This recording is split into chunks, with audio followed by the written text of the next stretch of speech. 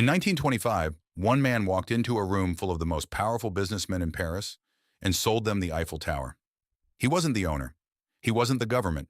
He was a con artist. And the craziest part? It worked. So well that he did it again. His name was Victor Lustig, and he is arguably the most audacious criminal who ever lived. Born in 1890 in a small town in what is now the Czech Republic.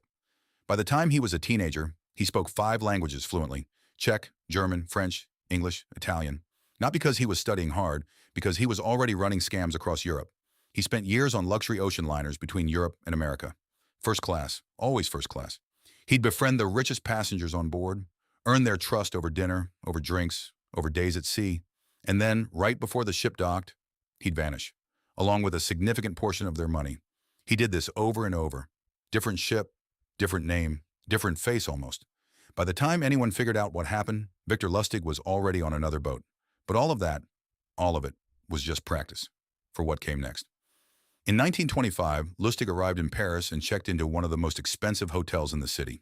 He picked up a newspaper, and right there on the front page, a story that gave him an idea. The article said the Eiffel Tower was in terrible condition, rusting, expensive to maintain. The city was quietly debating whether to tear it down. Most people read that and thought, oh, that's sad. Victor Lustig read that and thought, perfect. He had fake government stationery printed, official looking, the kind that makes people nervous just holding it. He invented a fake identity, Deputy Director General of the Ministry of Posts and Telegraphs, a title so long and boring that nobody would ever question it. He sent letters to 5 of the biggest scrap metal dealers in Paris. Confidential letters, very official, very urgent. The letters said, the government has made a decision. The Eiffel Tower is to be demolished and sold for scrap metal. And due to the sensitive nature of this decision, it had to remain completely secret from the public. All 5 dealers showed up to a private meeting at a luxury hotel. And Victor Lustig walked in wearing a perfectly tailored suit, carrying a leather briefcase dripping with authority. He gave them a tour, an actual tour of the Eiffel Tower. Private access, very exclusive. He answered every question with complete confidence, never flinched, never hesitated. And then he asked them to submit sealed bids for the scrap metal rights to the entire tower. One dealer named André Poisson was desperate to make a name for himself in Paris. He was newer to the city, eager, hungry. He wanted this deal more than anyone in that room. His wife was suspicious.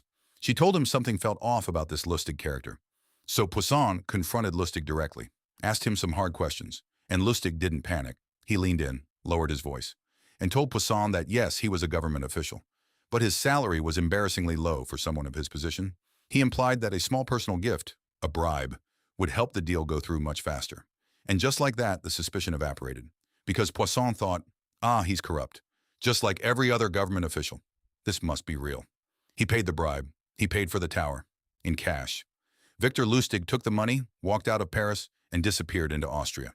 He waited, watched the newspapers every day for the scandal to break. Nothing. Poisson was so embarrassed that he had been conned that he never went to the police, not once.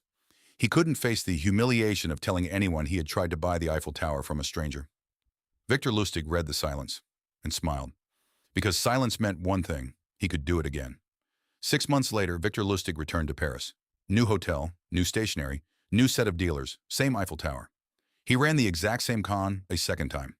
This time, the dealer did go to the police, and Lustig had to flee France for good. He ended up in America, where he somehow got even more ambitious. He once sat across from Al Capone, the most dangerous gangster in America, and conned him too. Al Capone, the man who had people killed for breakfast. Lustig eventually got caught in 1935. Arrested by the FBI after years of counterfeiting, he escaped from a federal prison, was recaptured, escaped again. They eventually locked him in Alcatraz, the island prison, the one nobody escapes from. He died there in 1947. His official death certificate listed his occupation as apprentice salesman, the man who sold the Eiffel Tower twice. Apprentice salesman. Here's what gets me though. The Eiffel Tower wasn't even supposed to be permanent. It was built in 1889 as a temporary structure for the World's Fair. The plan was always to tear it down after 20 years. So in a twisted way, Lustig's fake story about demolishing the tower wasn't even that far from the truth. He just got the timeline slightly wrong and charged people for the privilege of believing him. The Eiffel Tower is still standing, gets 7 million visitors a year. Victor Lustig is buried in a prison cemetery, mostly forgotten. But somewhere in 1925, a man in a tailored suit gave 5 businessmen a tour of a tower he didn't own, and they paid him for it, twice. Like, if you learned something, subscribe if you want more, and and go impress someone with this useless knowledge. See you next video.